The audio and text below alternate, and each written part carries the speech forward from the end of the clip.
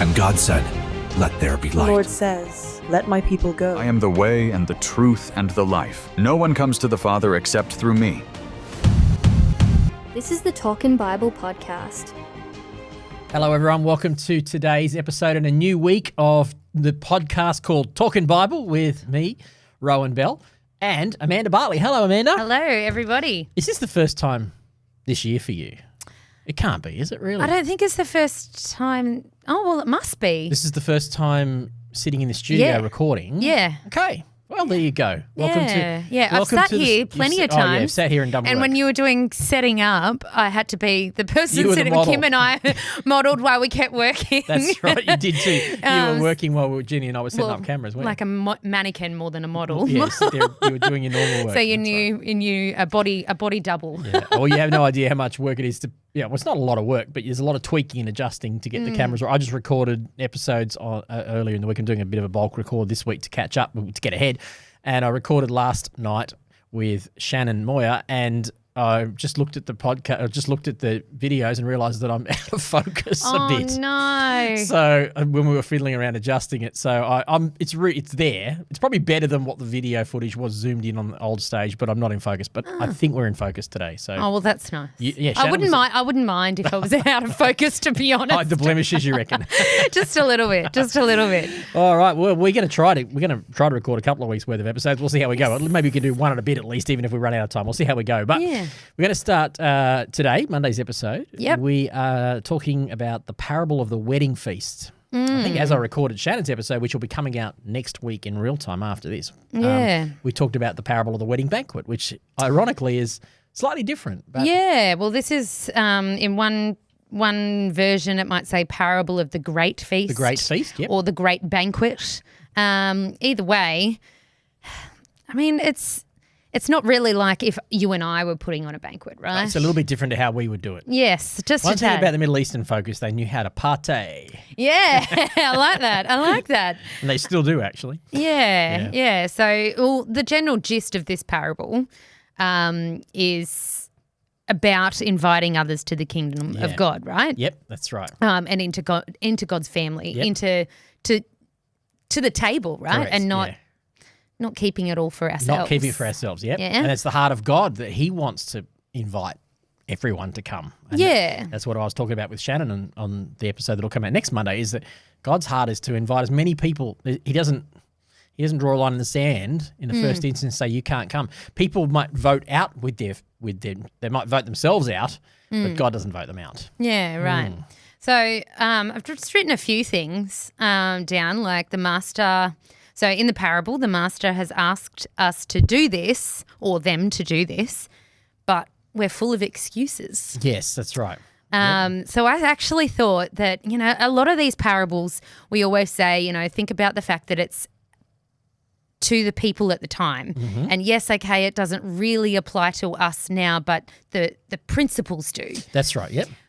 But this one, I feel like now more than ever in this Western society, it actually kind of does. Okay, tell me more. Because we're busy. Okay, gotcha. We've always got excuses for not attending the banquet we're invited if you read the parable, like one's like, oh, I've just got 5 oxen. Yeah, I've just got like 5 yes, I just okay, got I'm married, not. I just Yeah, got- yeah, exactly. Like I'm not busy with 5 yoke of oxen. No. I didn't say sorry, Rowan. I can't come to church on Sunday. I've got to look after my oxen. I've got some farming to do. So let's look at that. What 5 yoke of oxen is work, right? So Yep. I'm just busy at work right now. Yes, I'm busy with there's earning money nothing. right now. There's nothing wrong with being busy. I really highlighted that. But However, that busyness, I think what I'm hearing you saying, that busyness can be the thing that gets in the way of us accepting the invitation to a banquet. And if we place or telling other people, that's or their telling excuses. other people in this their case. excuses. These are their excuses for having to. Their commission is to go out and invite people. Right. And they're like, sorry, I can't. Yep. I can't come out and invite people. So because I've got all of this stuff going on. You gotcha. Do you know what, Jeannie? Amanda, I have I'm used to sitting here with Jeannie so much. I take that as a compliment. Do you know what? The reason it is a compliment, I see what you're saying, and I have never seen this before. I'm intrigued. You're saying it's the servants who were asked to go out and invite people who are making the excuses. Well, it could be taken as both, right? Don't you think? Yes, I'm reading it now and going, it could be taken as both. It's ambiguous. I've always assumed the servants went out and the people that were invited were the ones who said it. I would like to dig into that a bit more. Well, in any case, either way, the implication is significant. If it's now the servants, the implication is, well, we're the servants. And I guess if Jesus is rebuking the religious Pharisees, the leaders here, they are the servants who were entrusted to go out on behalf of the Lord and say, hey, come in to the kingdom, the banquet is ready. And they're the ones who've made excuses for not doing that. Oh, that's amazing. Bit of both. Like that's it is a bit of both. Look, I'm not saying it's doctrine or gospel. I'm just saying, hey, could it be? I wonder if it could be. I wonder what the scholars think. We won't look at it up now, but yeah. Not in our 15 minutes we have. But it just got me thinking about these guys being busy. Everything was being busy, and I thought, well, okay, this is about coming to the table. It's about that, but this is our commission is also to go out. To go out and invite people, to talk to people, and are we too busy for that? Yeah, and that's look, I might be reading too much into it, but no, let's park. Let's put a pin in it and go. I think that is certainly warrants further study to see if that's what Jesus intended. But it's almost deliberate. It seems like certainly I'm reading in the NLT. It's ambiguously written. It may, in other versions, it may clarify whether it was the servant. It is pretty clear. It says the servant came back and said that this is another said blah blah blah. The servant returned and told the master what they had said. Yeah, okay, so this does seem to be saying it is. It is reading in between lines a little bit, and kind of, it is probably a little bit ambitious to think, oh, look, let's try and pull something else out. No, it's all right. I like it. I think it's good for us if we're going to see ourselves as entrusted with sharing the good news. We've got to make sure we don't make excuses like we're too busy or I've got other important things to do right now or they're not going to say yes anyway. Exactly. All those things. Yes. I know they're too busy. Yeah. I already know they're too busy because... I actually wrote here a question for listeners. How many times this week have you asked someone how they are or how they've been and they've responded, I'm busy right now. Been really busy. Or how many times has that been your response? Yeah, that's right. I know I'm guilty of this all the time because I'm busy, right? Yeah, we're busy people. Your schedule, I have access to his work calendar and it's pretty full on. But we can't let that busyness get in the way of the things that matter most. Yeah, and what matters the most is the kingdom. If we are the invited guest, we're invited to the kingdom, and if we are the servant in this parable, we are expected to be making our priority, making sure that what we're busy about is about bringing people into the kingdom. And that doesn't just mean evangelism and inviting people to church, but am I adding value to people? Am I helping make people kingdom people? Yeah. Hopefully this is what we do on the podcast. We make kingdom people. We do this because it's a tool that will help people become it'll help people experience the fullness of the kingdom banquet in some area of their life. That's why we're doing it. Otherwise I'd have to go, as much as I enjoy it, I have to go, well, look, that's not the reason for this. But, we have this conviction that people will grow as they read the word, hear the word, study the word, and they'll become more like Jesus. So that's why we do it. Yeah. And I think that's a really good point, is make sure that what we're busy about is the things that will ultimately be the most important things. Yeah. So, but at the end of the day, is this really about being busy? No. Mm-hmm. I thought Jesus actually is responding to a question. Yes, he is. So tell us what he's saying. He's responding to someone saying, hey, I can't wait to be part of this kingdom of God. This is exciting, right? Yep. And his response, instead of saying, yeah, it's going to be awesome, you're going to love it, man, like this is so cool, his response is actually talking about other people. Mm-hmm.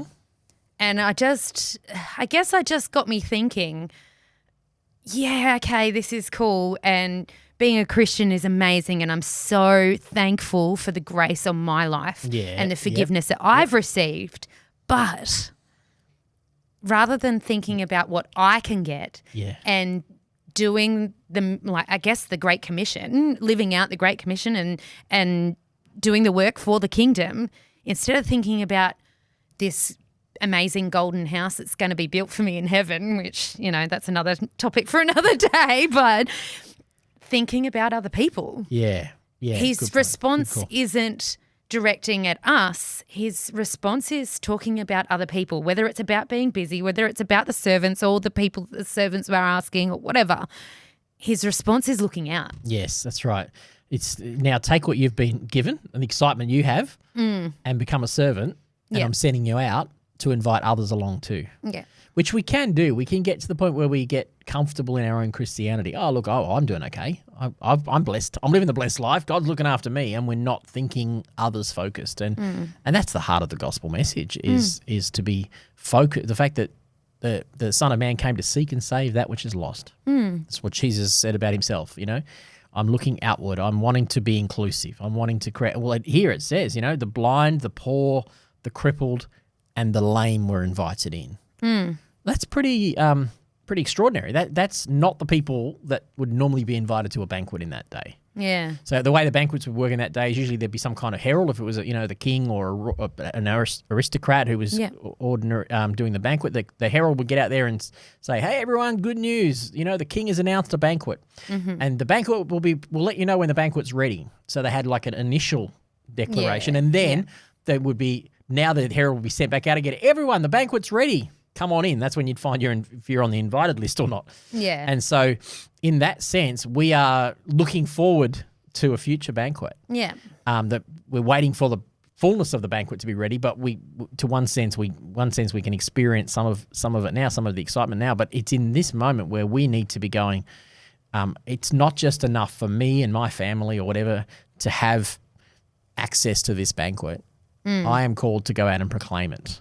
I'm called to go out and live my life in such a way that others can come in to the broken, those that would not be expected, and those that the church, we're not always good at this. Those people won't say yes. Those people don't belong. Those people disrupt things too much. God will never reach those kind of people, whatever those kind of people happen to be. Yeah. And the point of this message is God will reach all of them. He wants all kinds of people in his kingdom. That's good. That's good. So the master was pretty angry. What does that show you? He's furious at them. Then he says, "Furious, these people I've invited, they're not going to come in. So go out in the streets and invite everybody else." The master's pretty ticked off about this. He's furious and said, "Go out quickly." I wonder if that shows me God's passionate heart. Remembering that this parable is written as a rebuke to the servants who were the religious leaders who'd said that they would serve and haven't. They haven't done the invitations or they were the ones who were invited, and now in reality they haven't said. They said they're too busy or whatever. And it shows God's anger towards people who say they will do something and represent him and don't. Or maybe it was more about what you were saying before as well. Yep. About not having already invited the lame. Yep, it might be that, exactly. Guys, come on. Yep. You're not perfect either. You're not perfect either. That's right. No, exactly. Let's take it back a little bit. Yep. Why haven't you invited them? Yeah, exactly. I think it's not in this passage, obviously, but a couple of episodes. He actually says, "How long do I have to be with you guys?" It just seems like he gets really guys, come on, what are you doing? Yeah, because he was so passionate about making sure that there is everybody from every walk of life is welcome in his kingdom. That is Jesus' most important mission, that I've come to make a way for everyone to come. And woe betide to anybody that gets in the way of that happening.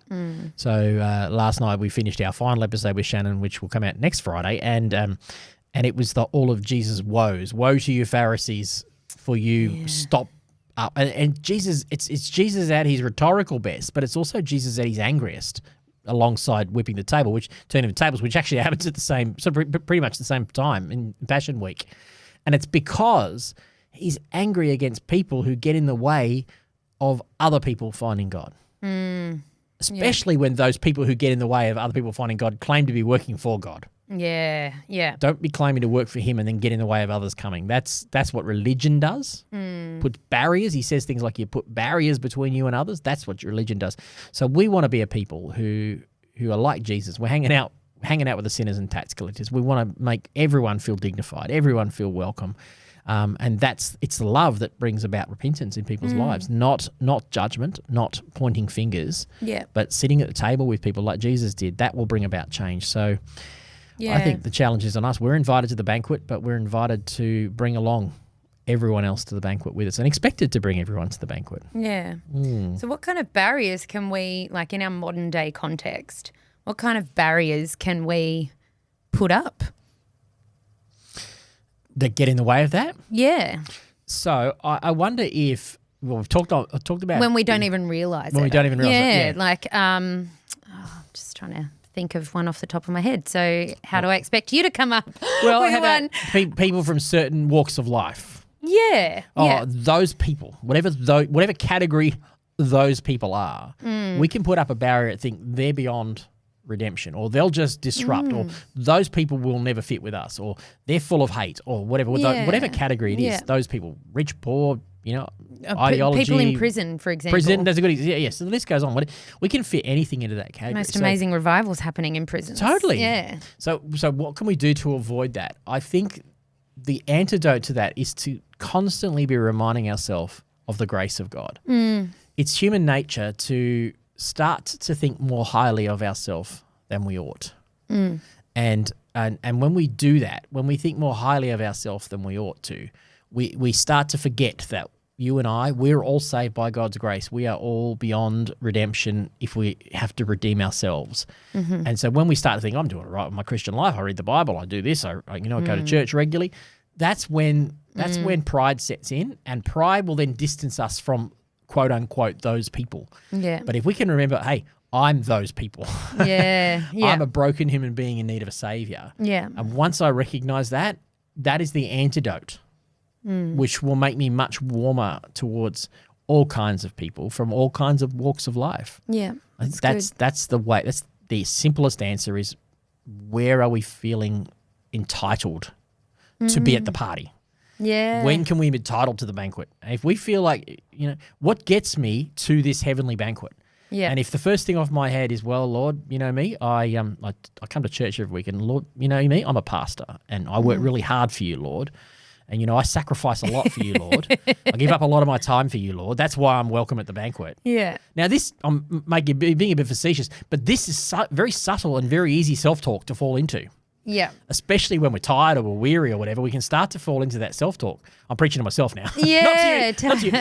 No. Preach it to me, Pastor. but when we all need it. When we do that, that's when we will become cynical and judgmental of others. So we just remind ourselves, I'm here by grace. Yeah. Everything I do, I get to do. I don't have to do. Yeah. It's a different mindset. Yeah. You know what? Just before we wrap this up today, I had this funny idea. Imagine if they invited a bunch of homeless people to the Met Gala. Yeah, exactly. Exactly. That's a good example of what it would be like. Yeah, something like something like that, or a bunch of lepers to or whatever, or pick your people group, with minority COVID. group. Yeah, totally.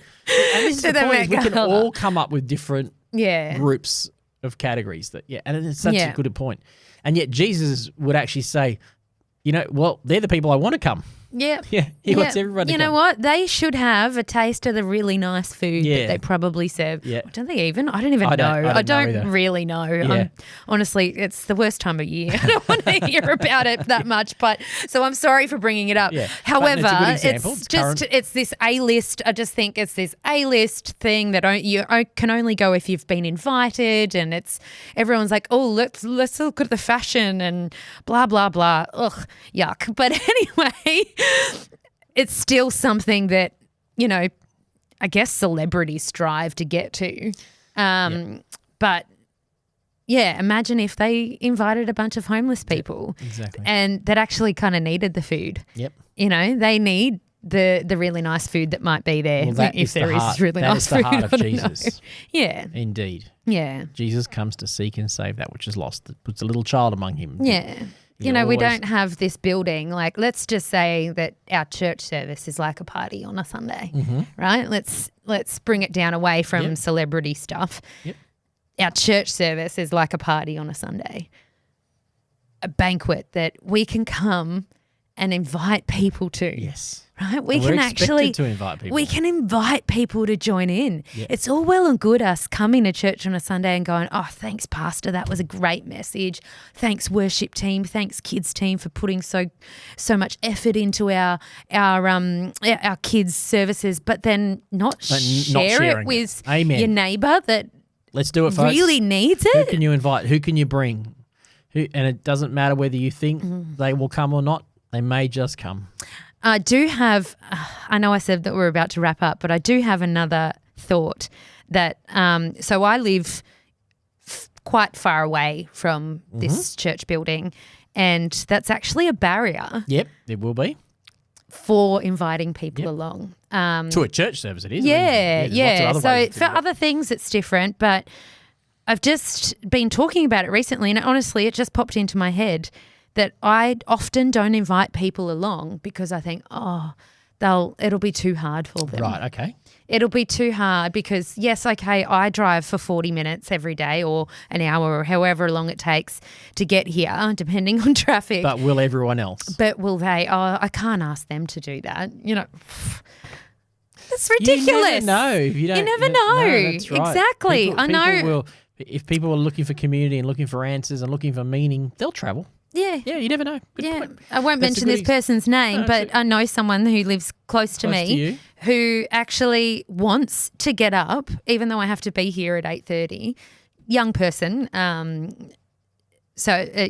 teenager, wants to get up and leave with us at 10 to 8 so we can be here for 8:30. And she'll sit and wait just because she wants to come to church. That's fantastic. That's really She's good. She's so hungry. Fantastic. And I just think, it's not impossible. No. It's okay. No, it can be done. I am going to make an effort to break down those barriers this week.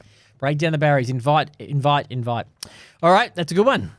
That's enough for today. All right, we'll talk to everyone tomorrow. Thanks. Bye.